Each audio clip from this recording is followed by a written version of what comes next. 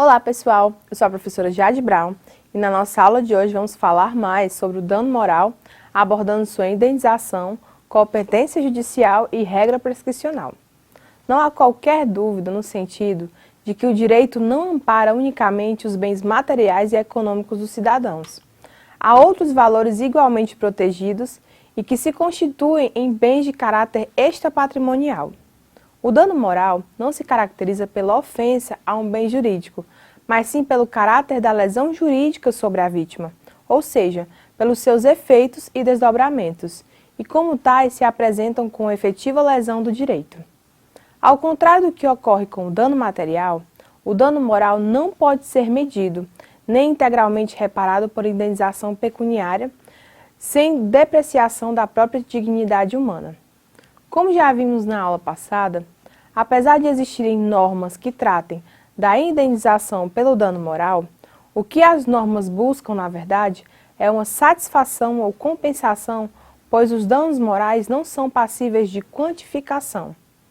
Portanto, o objetivo da indenização é compensar o lesado, buscando diminuir o seu sofrimento, e não a reposição do patrimônio do ofendido, propiciando ao lesado um sentimento reconfortante que é possível se obter através da moeda. Conforme preconiza o ministro do Superior Tribunal de Justiça, Raul Araújo Filho, na aferição do valor da reparação do dano moral, deve o magistrado seguir os critérios da razoabilidade e da proporcionalidade, levando em consideração o bem jurídico lesado e as condições econômicos-financeiras do ofensor e do ofendido, sem perder de vista o grau de reprovabilidade da conduta do causador do dano no meio social e a gravidade do ato ilícito. A ausência de critérios fixos leva a uma total insegurança jurídica, em que casos análogos terminam por ter indenizações bem diferentes.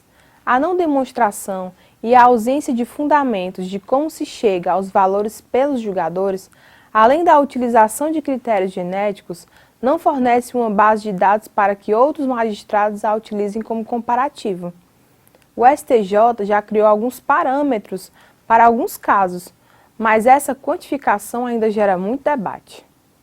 A satisfação do dano moral pode se operar de dois modos distintos, através da reparação in natura ou por intermédio da reparação pecuniária, que serão empregadas conforme a viabilidade jurídica e o material de cada caso concreto, que pode ser cumulativa às duas.